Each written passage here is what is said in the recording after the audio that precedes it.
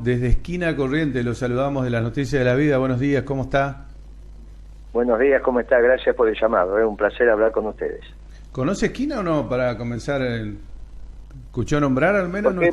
Sí, hemos pasado, hemos hecho actos en varios lugares y hemos pasado por ahí. Sí, hemos pasado. Bueno, acá estamos con Fiorella, mi compañera, también está Arquímedes Toñola, un colaborador, panelista acá de la radio, así que los saludan ellos también. ¿Cómo le va, Guillermo? ¿Cómo está usted? Muy bien, muchas gracias por el llamado. El placer es nuestro poder dialogar con usted. Muchas gracias por la comunicación. Bueno, queremos comenzar a charlar un poquito acerca de esta situación actual, cómo ve el país en plena pandemia en lo económico, y después seguramente vamos a ir planteando repreguntas sobre la marcha. Sí, claro, cómo no. Mire, yo era de la idea que el presidente Fernández, al otro día de asumir, el 11 de diciembre, tendría que haber anunciado al pueblo de la patria el plan económico. Pero no lo hizo, tuvo otra idea, después hizo un viaje por Europa, dijo que tenía un plan económico pero era secreto, lo cual indica alguna confusión porque el gobierno direcciona la economía, pero el que ejecuta, el que la hace, el que cotidianamente con su esfuerzo realiza y objetiva la economía es el sector privado, son los trabajadores, son los empresarios, el movimiento obrero organizado, en fin. Después dijo que para el 31 de marzo iba a dar a conocer el plan porque iba a tener terminada la negociación de la deuda, pero bueno, el 20 dictó la cuarentena y correspondiente a la pandemia que azota al mundo. Bueno, esto se estiró, ahora hizo una nueva propuesta de arreglo de la deuda, vamos a ver cómo eso transita, pero bueno, comenzó la cuarentena y él dijo que hacía la cuarentena porque entre la vida y la economía elegía la vida, lo cual es una visión también un poco particular porque la economía tiene como centro de estudio al hombre, no hay economía sin hombre, sin el hombre, ¿no? Como concepto, y naturalmente no hay vida sin economía. Sin economía usted abre la canilla y no sale agua. No podríamos tener esta comunicación. En fin, un gran sanitarista argentino, ministro del general Perón, Carrillo, cuando uno hablaba de salud con él, está en sus escritos, hablaba de economía. Dicen, denle de comer, denle de beber, que duerma bien, que esté abrigado, que se eduque, hágale que tenga cloacas, agua corriente, y el hombre no se va a enfermar. O sea, que salud y economía van de la mano, son biunívocas. Pero bueno, ahora las decisiones ya fueron tomadas, no se explicitó el plan, no se pudo cerrar todavía la negociación de la deuda, se tomaron decisiones muy particulares, y bueno, ahora lo hecho pecho, ahora ya está. ¿Pero hay posibilidad de que lo presente aún? ¿Ve que no hay un rumbo? Yo lo veo, yo creo que los próximos meses están realmente complicados. Yo soy optimista de mediano plazo, creo que para noviembre, diciembre, la Argentina ya va a haber dado vuelta a la página de este modelo de especulación y renta a un modelo de producción y trabajo, y siempre que la Argentina tuvo un modelo de producción y trabajo le va bien, pero bueno, no antes de noviembre, y hay que llegar a noviembre, ¿no? Hay que llegar. ¿Cómo le va, don Guillermo? Mire, yo lo escucho y no puedo más que coincidir con usted. Es el mismo Guillermo Moreno que era secretario de Comercio cuando Cristina Kirchner. Y el mismo. ¿Y por qué hacía cosas absolutamente distintas a lo que hoy está diciendo? Empezó en el peronismo a los 14 años y sigue en el peronismo. Pero sus ideas son totalmente contrarias a lo que usted ejecutó durante su gestión. A ver, cuénteme cuáles son las diferencias. Y el control de precios, por ejemplo, usted sabe que una economía con control de precios no puede funcionar. Usted no puede controlar dos variables de la economía como de cantidad y precio al mismo tiempo. ¿Y quién hizo con...? Y usted le ponía precios máximos y se descontroló la economía, hubo desabastecimiento. No, pero usted está equivocado. Y bueno. Está hablando con Guillermo Moreno, ¿eh? ¿Y sí? Estoy hablando con él. Bueno, no, pero escúcheme, si yo lo mismo que le diga, viejo, usted se dedica a jugar al básquet. Sí. Y me dice, no, mire, yo nunca jugué al básquet. Digo, no, usted jugué al básquet. Mire, nunca jugué al básquet. Mire, está hablando con Guillermo Moreno. Lo que usted está diciendo que yo hice, sí, no lo hice. Ahora, ¿qué quiere que te diga? No lo dije yo. Ahora no tengo alternativa. ¿Cómo sigue la conversación? Si usted me dice, usted hizo eso... Bueno, pero usted está negando los aprietes a la empresa privada y hoy coincido en que sin actividad privada no puede haber crecimiento. Pero ¿cómo va a ser? ¿Cuándo? Y cuando entró con los guantes de boga en una reunión de directorio, pero escúcheme, cuando le apretaban los... No, pero digo, yo coincido con usted ahora, y ojalá sea así, ojalá se instrumente, y también coincido que no hay plan económico. No, pero escúcheme, amigo, ¿usted me llamó para hablar a usted o para que hable? No, hable. Le digo. Bien, entonces déjeme, porque cada vez que empiezo a hablar me corta. Yo no tengo problema que me repregunte, pero déjeme hablar. Lo escucho. Porque si no usted dice cosas que no se ajustan a la verdad y las da como hecho. Usted dice, aprieta las empresas. Entonces yo le digo, a ver, dígame cuándo. Y entonces dice, usted creó una asamblea con guante de box. ¿Estamos de acuerdo? Sí. Bien. ¿Qué asamblea de qué empresa era esa? Del grupo Clarín. No. Papel Prensa. Papel Prensa. Muy bien. Es una empresa que el señor Mañeto, ¿usted lo conoce? No lo conozco. Bien, ¿pero yo hablar de Mañeto? Por supuesto. Bien, que es el accionista controlante del grupo Clarín, al cual el presidente le dice Héctor, porque parece que tiene amistad. ¿Está bien?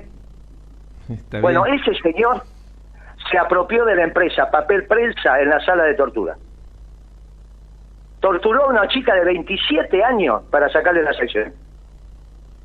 Ahora, si usted piensa que esa asamblea de accionistas, de los cuales yo era un accionista, yo fui ahí como accionista, Sí, en representación del Estado. Ahora, si usted piensa que en esa empresa, donde los accionistas querían sacar el control del Estado, porque el síndico, por estatuto de la empresa, le corresponde al Poder Ejecutivo. Entonces, en esa asamblea lo que querían hacer los accionistas, asamblea de accionistas, de accionistas, lo que quería hacer la mayoría de los accionistas, que fundamentalmente eran Clarín y Nación, era cambiar el estatuto y que el síndico no fuera más del Estado. Y fue discusión de accionistas, no en el plan de negocio de la empresa. Estamos hablando cosas distintas, Por eso no hay que confundir los accionistas con la persona jurídica empresa. Ahora, si el ejemplo de apretar las empresas es una asamblea de accionistas donde del otro lado estaban los que habían arreglado con la dictadura más genocida de la Argentina para quedarse con una empresa, y estoy explicando por qué era, y había un vedor judicial ahí, ahí había un vedor judicial, no es que no había un vedor judicial, y no hubo ninguna acción de la justicia. Así que la verdad que no es un ejemplo. Por eso le digo, una cosa es repetir lo que quieren repetir y otra cosa es la verdad histórica. Moreno no hizo control de precios, hizo administración de comercio interior, que no tiene nada que ver con el control de precios. El precio máximo fijo y uniforme fue del año 74 y los economistas del peronismo aprendimos, con sangre lamentablemente, pero aprendimos. Por eso no hice lo que dice el señor. Y tampoco se apretaban las empresas, porque el ejemplo que está poniendo, estoy aclarando precisamente que del otro lado estaban los que se habían quedado con la empresa en la sala de tortura, y no hay un solo ejemplo en Corrientes de un empresario que se haya quedado con una empresa en una sala de tortura. ¿Usted conoce a alguien en Corrientes que haya hecho eso? Guillermo, lo llevo un poquito para... ¿Quedó claro? Sí, sí. Para eso está la justicia, está bien. Muy bien. Bueno, por esto, eso estas cosas cuando se repiten, está bien que se repitan porque permiten aclarar, pero una cosa es preguntar y otra cosa es afirmar. Y el Estado estaba presente. Por eso fue importante que se pregunte. Lo llevo para la actualidad un poquito. Y esto no hay ninguna duda que del otro lado, se lo vuelvo a decir por lo que no le quedó claro. ¿Usted conoce a alguien en Corrientes que te haya quedado con una empresa? Pero está confirmado en la justicia que el Papel Prensa fue... Pero sin ninguna duda. ¿Y por qué no están condenados? ¿Y por qué no están condenados? Hizo un informe eso es que una se llama versión. Papel Prensa, la verdad. Pero bueno, pero eso es un informe, eso no está comprobado en la justicia. ¿Ustedes creen que el relato... Y todavía sigue en la justicia eso. Pregúntenle a Lidia Papaleo, ¿qué va a defender a Mañeto ahora?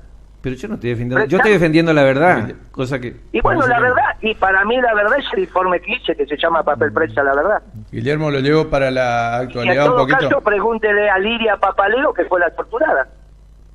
Es muy fácil. Lo llevo para la actualidad, que es lo que nos preocupa, el tema económico acá, lo que tiene que ver con, bueno, no sé, Vicentín, empezar a hablar de un poco de la actualidad y de lo que nos espera de ahora en más, o qué sugiere como salida económica para el país. Bueno, mire, creo que hizo 2 o 3 preguntas distintas, pero me parece que la más interesante... Por eso, ir un poco a la actualidad. Sí. Por eso me parece que lo más interesante es cómo sería el esquema de salida. Me parece que es lo que le preocupa a la gente. Me parece que no hay ninguna duda que estamos en una situación muy particular. Y en esta situación particular es más que necesario planificar la economía. Y se planifica desde la oferta.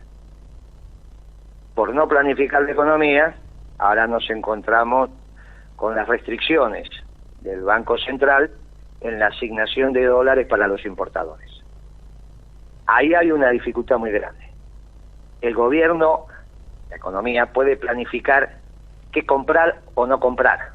Lo que no puede es definir qué se paga y qué no se paga. Porque una vez que el importador compró, está obligado a pagar. Como no se planificó, pero todavía estamos a tiempo, es necesario asignar los pocos dólares que están quedando en el Banco Central en aquellos productos indispensables, como haría cualquier familia. No gastar los dólares que nos quedan en autos de alta gama importados, que fue lo que terminó pasando. ¿Quién debería planificar la economía? Los que conocen la economía. ¿Quiénes conocen la economía? Los empresarios y los dirigentes sindicales.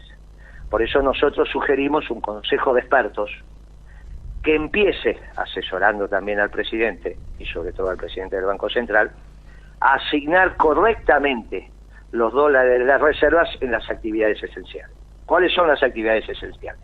Obviamente no nos podemos quedar sin energía. Bueno, dice, pero el petróleo es argentino. Sí, el petróleo sí, pero todo el proceso para explorar o extraer el petróleo necesita de insumos importados. Y como muchas cosas más. La energía, la logística, se fabrican camiones, se fabrican, pero no sea cuestión que tengamos camiones nuevos y no tenemos cubierta o no tenemos un repuesto.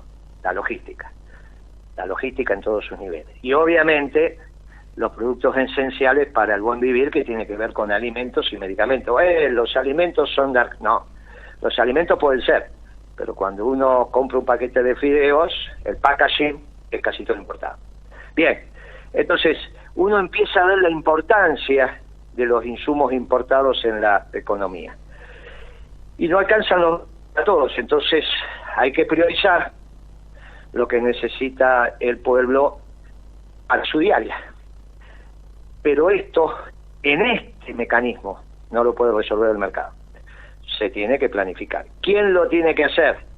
Un consejo de expertos, ya digo, aquellos que tienen años de caminar la economía, los empresarios y los sindicalistas. Esto para empezar. Segundo, es muy difícil no tener equilibrio macroeconómico. Hoy el déficit fiscal que tiene el Poder Ejecutivo, el Tesoro Nacional, es enorme. Heredado de la administración anterior, no hay ninguna duda. Lamentablemente, acrecentado por los gastos extras que tuvo que hacer el Poder Ejecutivo producto de la cuarentena. De esto no hay ninguna duda, pero estamos en un nivel de déficit fiscal que hace imposible la administración de la economía en la Argentina. Para el mes de mayo se está dando arriba del 17% en proporción al PBI. ¿Está bien? Y esto es, o sea, los ingresos de mayo contra los gastos de mayo en proporción al Producto Bruto Interno Argentino dividido 12, en una división que no es exacta, pero uno puede decir cuánto produjo la Argentina en mayo, cuánto gastó el Estado y cuánto recaudó. Bueno, eso te está dando arriba de 17 puntos de déficit fiscal, inadministrable. Usted piense que cuando Alfonsín se tuvo que ir, el déficit fiscal orillaba el 12% del PBI y ahora está en el 17%.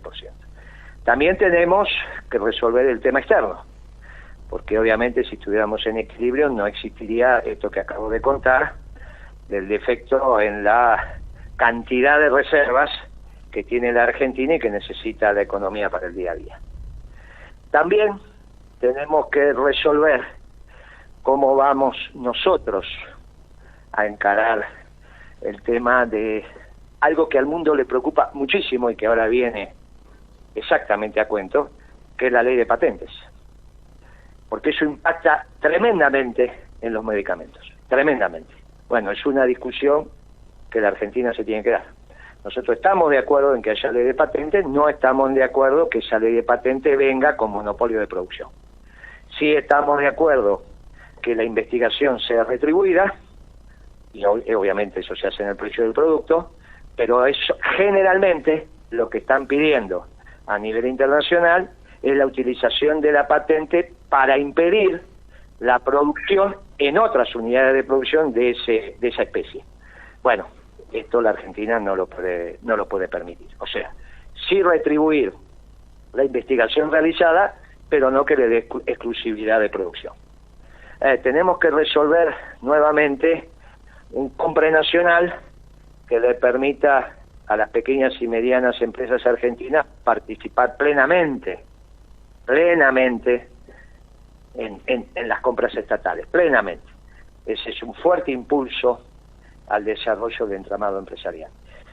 Y tenemos después que volver a administrar el comercio interior y volver a administrar el comercio exterior. Porque si reactivamos el país y no administramos el comercio exterior, nos vamos a encontrar que ese demanda plus que vamos a generar en el mercado la van a llevar productos extranjeros. Y nosotros lo que necesitamos es que esa demanda plus sea utilizada en productos fabricados en Argentina. Eso entre otros elementos. Esos serían las bases ordenadoras de un modelo de desarrollo permanente y sustentable, esta vez orientado a la producción. No puedo más que compartir muy claro lo que usted está diciendo. No encuentra interlocutores en el gobierno, porque yo creo que hizo una descripción perfecta de lo que está pasando, y el déficit es una de las cuestiones más preocupantes, digamos, junto con el acuerdo por la deuda. No hay posibilidades de que se siente un acuerdo económico-social como había prometido el presidente. Mire, hoy lo está encarando la CGT, porque el lunes se encontró con sectores empresarios y yo creo que a medida que esto avance se va a encontrar con otros sectores. Nosotros hemos presentado el plan el 1 de junio, se lo hemos presentado al presidente, naturalmente, al presidente del Banco Central también, al ministro de Economía, y lo hemos dado a conocer públicamente. Sobre todo después que Ricardo Alfonsín hizo esa declaración tan particular donde dijo que esta economía de Alberto Fernández era una economía radical. Y si esto es una economía radical, ya sabemos cómo termina. Como siempre que los radicales se ocuparon de la economía. Termina mal. Bien, entonces humildemente le hicimos ese aporte al presidente. Él sabrá cuál es la orientación que le quiere dar a su gobierno. Nosotros hemos cumplido con la responsabilidad histórica, que es de alguna manera expresarle esto que le acabo de señalar. Es un documento, 8 o 10 páginas, no es excesivamente largo, y tiene los elementos ordenadores de un plan económico desde la doctrina justicialista. Hoy el gobierno no tiene ningún tipo de plan económico, por lo menos no lo manifiesta. No, sí, yo estoy de acuerdo. No, me parece que no lo tiene. Sí, bueno, obviamente si lo tiene y no lo manifiesta es exactamente lo mismo, ¿no? Porque ¿quién se entera entonces? Le vuelvo a decir, la política económica no puede ser secreta. Personalmente creo que no lo tiene. Así que bueno, llegará el momento de que lo tenga que hacer. ¿Tenemos que esperar que termine la pandemia para que lo anuncien o qué? No lo sé, la verdad que yo creo que es un error garrafal. Yo creo que no se puede renegociar la deuda sin explicarle cómo se va a pagar. No, nunca, yo tengo 40 años del sector privado. Nunca me pasó ir a un banco, pedir un crédito y decirle, mira, no sé cómo te lo voy a pagar, es un secreto. Mucho menos refinanciar una deuda. Es la primera vez que entiendo que pasa una cosa así. Cada vez que alguno de nosotros fue al banco, lo primero que te piden es la famosa carpeta. Ni te cuento si le vas a pedir un préstamo, ¿no? Y si le vas a refinanciar una deuda, peor todavía. Está bien, o sea, eso de ir, sentarte frente al gerente y decirte, tenemos que refinanciar la deuda, y él te dice, ¿cómo me la vas a pagar? Y vos le decirle, no sé, secreto, la verdad que nunca lo escuché. ¿Se habla de cambio de gabinete en economía para después de la pospandemia? Bueno, eso son atribuciones del presidente, sabrá lo que tiene que hacer. No, eso ya estamos hablando del presidente. Después los ministros son colaboradores que elige el presidente, los puede cambiar cuando él considere. Pero lo que estamos evaluando acá es la gestión del presidente. Los demás son colaboradores. ¿Usted cree que fue un error o apresurado lo de Vicentín? No, creo que ahí hay dos temas distintos. Hay un tema que es legal. Si ellos quieren expropiar, tienen que cumplir los procedimientos. Después se podría discutir si vale la pena o no. Pero la Constitución lo permite, tiene que elevar la ley el presidente, tienen que aprobarse en el Congreso. Mientras tanto, el Tribunal de Tasación tasa lo que se va a expropiar, se asigna la partida presupuestaria y se le deposita al que corresponde, al propietario anterior. Si el propietario está de acuerdo, se termina el incidente, y si no está de acuerdo, va a sede judicial. O sea, para pasar la propiedad, el dominio de una persona a otra persona, interviene el Estado argentino, nunca el presidente solo. El Estado en sus tres poderes, o en su defecto dos si hay consenso. El Poder Ejecutivo y el Legislativo. Nunca el presidente solo. Nunca. Ahora, lo que no es legal es que quiera intervenir la compañía. Eso no está en la facultad del presidente. No está. Eso es violentar la ley. Como decía el general Perón, dentro de la ley todo, fuera de la ley nada. Por lo tanto, si quiere expropiar, habría que ver la oportunidad, mérito y conveniencia, pero es legal. O sea, la oportunidad, mérito y conveniencia es un tema político. Y es un tema de vocación y de voluntad. Yo en todo caso diría para qué. Pero es legal. Lo que no es legal es intervenir. Ni ahora ni nunca. Mire si el sátrapa de Macri hubiese tenido esa facultad. No quedaba una empresa en Corrientes. Una no quedaba. ¿Eso abrió una grieta con el campo otra vez? ¿Eso abrió una grieta con el campo otra vez? Bueno, yo creo que ahí, yo deseo que con el campo no.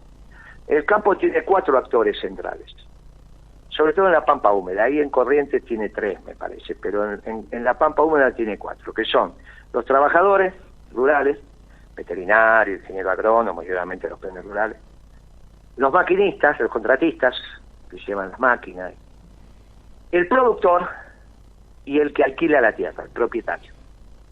Bueno, me parece que con 3 de los 4 no hay por qué tener dificultades.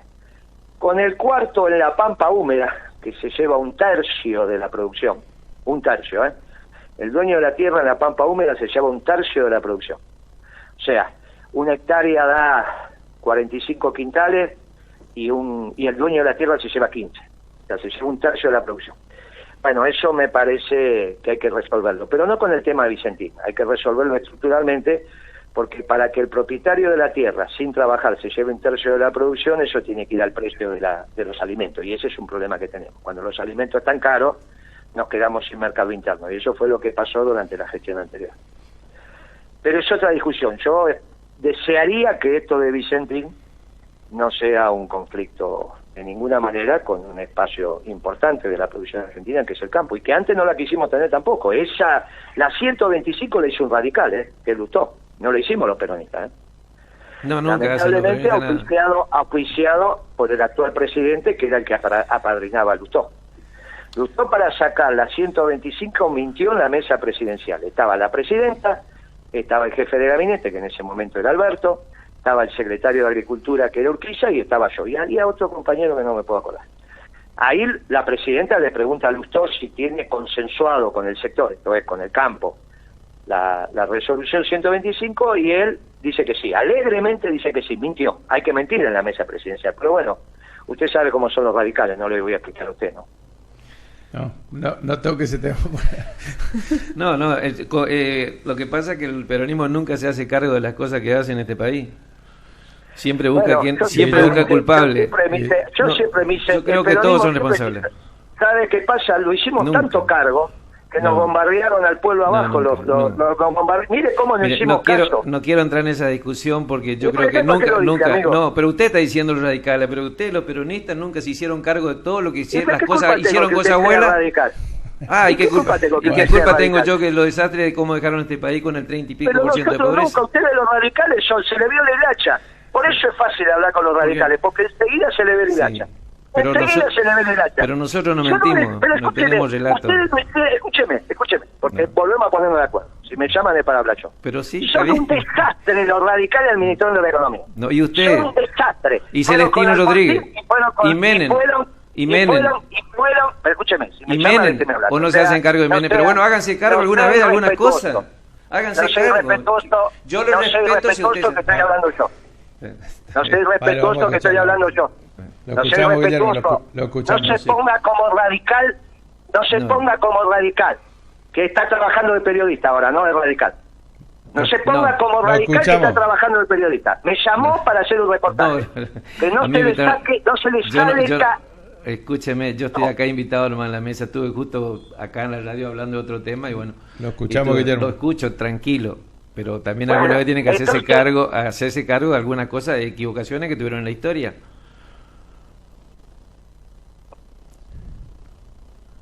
Hablándole. Hola. No sé, seguimos haciendo que. Ahí lo escuchamos. Ahora. Los radicales son un desastre haciendo.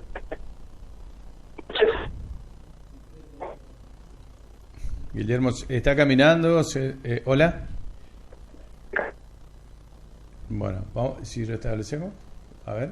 ¿Hola? Sí, ¿me escucha ahí? Ahora sí, ahí lo escuchamos.